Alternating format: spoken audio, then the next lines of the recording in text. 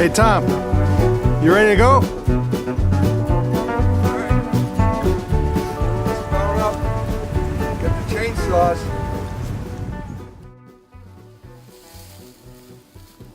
Probably we'd take the minimal amount of trees right here. And the trees we do take are all going to be converted into good lumber.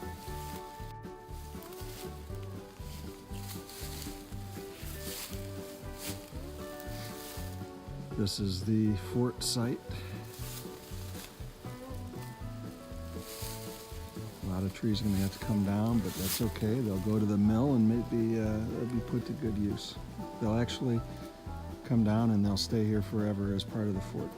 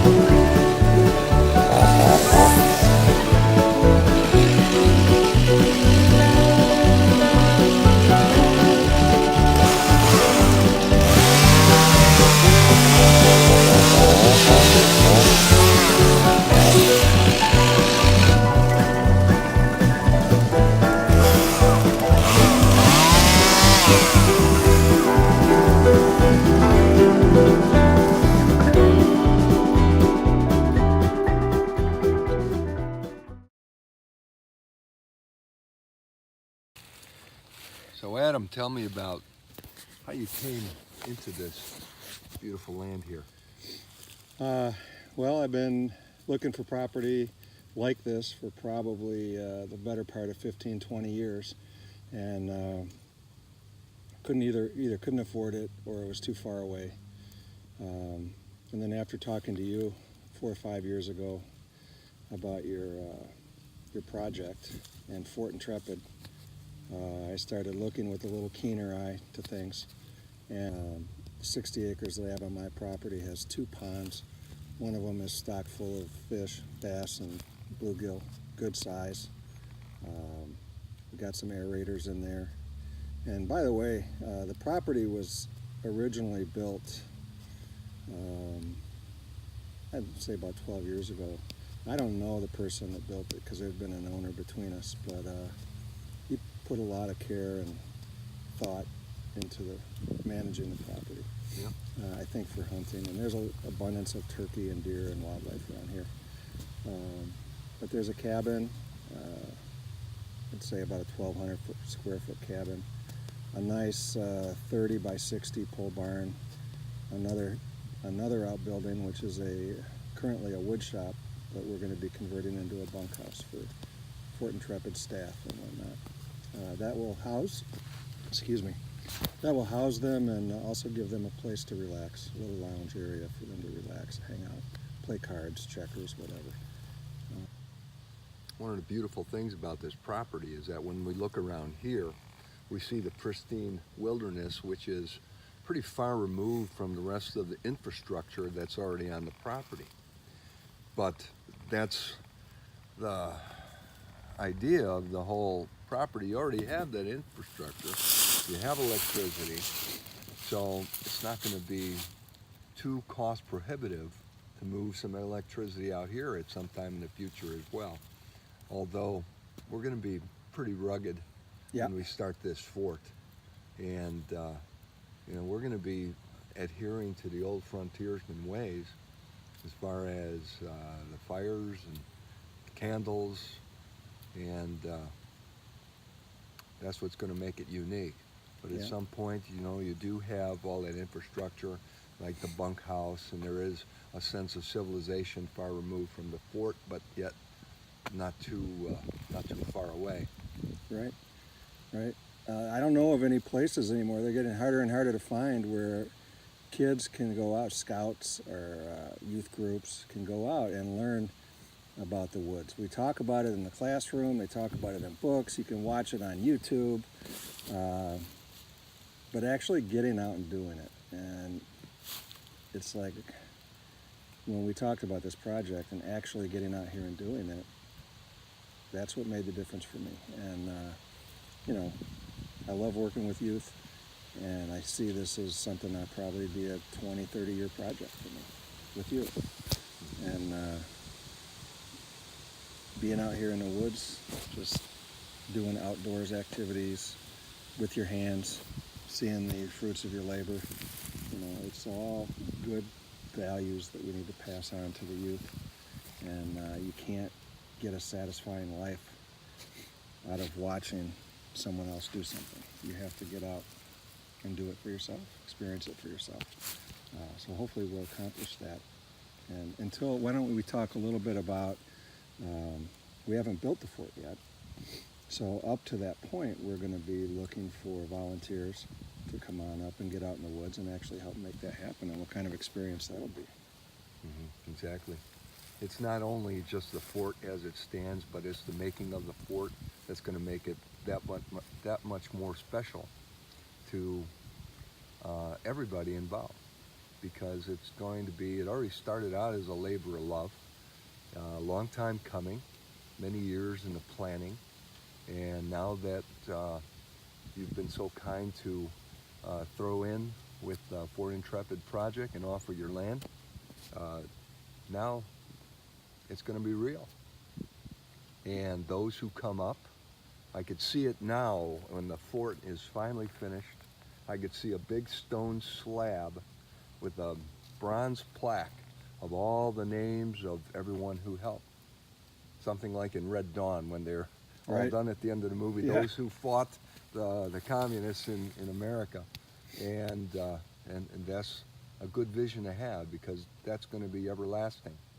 And I think we started a very good tradition here. Not only is this a place to go for teens during the summer, but what makes it unique is all the different activities and the focus of the activities of the wilderness, and so many different skills. Of course, they're going to have time to play on the event field, play kickball, baseball. We'll make time for that. There's always going to be that relaxing time, but the core of the skills learned here are going to be pretty much all to its own here. You're not going to see that in other kid camps Right. so much. Certainly not this side of the Continental Divide. I don't know of any other camps like it. Maybe up in the UP, but that's hard to get to. And anyway, this is where it's at. It's going to be within a 3-hour drive of the Chicago suburban area. So easy access to get up here. And also within an hour of Madison. So we're right in the heartland. Easy to get to from the Twin Cities, Minneapolis, Minnesota. So, we're going to be able to offer the camp to a lot of people, and it's going to be a blast. So, Stay tuned for future updates on what we're doing. Right now, we're at the beginning stages. If you want to jump in and help us out, we're doing a lot of clearing of dead wood on the ground in areas that need to be cleared. So we're not clearing out the entire forest, but where the fort's going certainly needs to be cleaned up, and laying in a lot of wood for the winter by picking it up off the ground and having a great time. So another beautiful part of this whole operation is that everything gets used. There's nothing discarded, nothing wasted. All the wood that is cut down, if there are any live trees that have to be cut down, they're going to be sawmilled and they're going to be put to use. All the down timber, firewood, we got plenty of it. And what you have here is a mixture of the softwood and the hardwood. So you're going to have plenty of the scenery here with pine, with oak, with the maple, the aspen, the poplar rather, birch. That makes the property unique. And having that hardwood here is real important because you're going to have long burning bonfires and campfires and have plenty of it. Yep. This isn't ever going away. All right, so we're gonna go stack up this wood, put the chainsaws away, and move on to the next project, which is throwing a couple of these larger logs onto the sawmill and looking at making some frontiersman furniture, tabletops. Another project that's fun. So we'll tune in next time. We'll catch you later. Sounds good to me.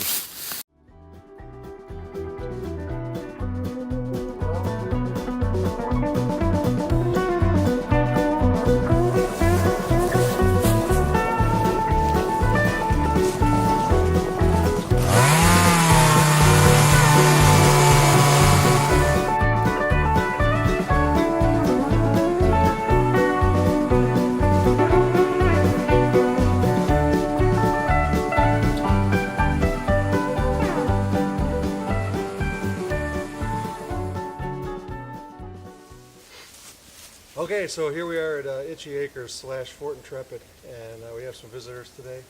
My nephew Noah Smith and his friend Molly from Great Lakes Naval Station. They're finishing up their A school there as electricians and heading out to the fleet soon. So they're going to be out in the woods today, helping us out with our project and splitting a little wood. Molly's going to manhandle the chainsaw for the first time, and we're going to send her home with a new skill. Probably creating a monster. But that's not our problem here at Fort Intrepid. We train them, when we turn them out, what they do after that, that's up to them. So say good morning. Morning, morning. Okay, break's over. Going back to work. So you want to get in there, probably like that, and then just kind of take it out. Okay, good. Right about in there.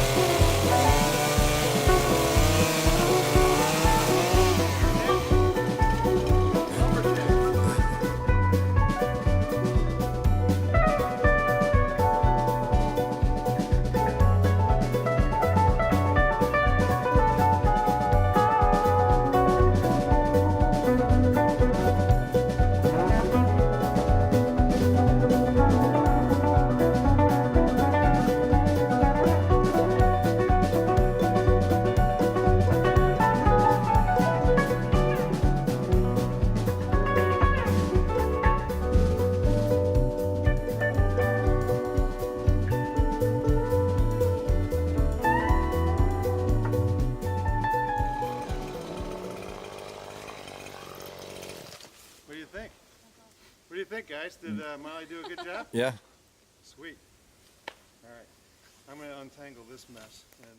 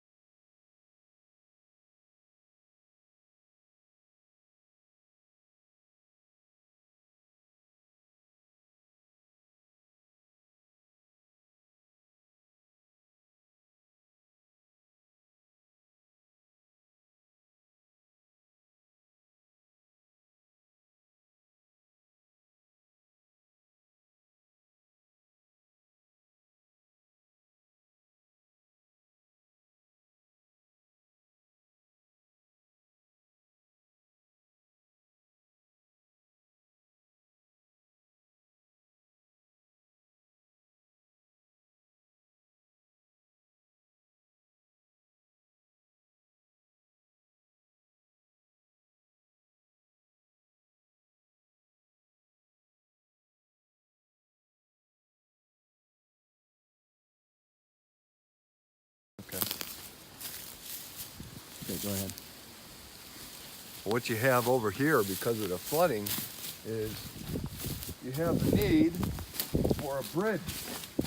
Now, I know this is unusual. It hasn't happened up here in these parts for a while. They had so much rain this summer.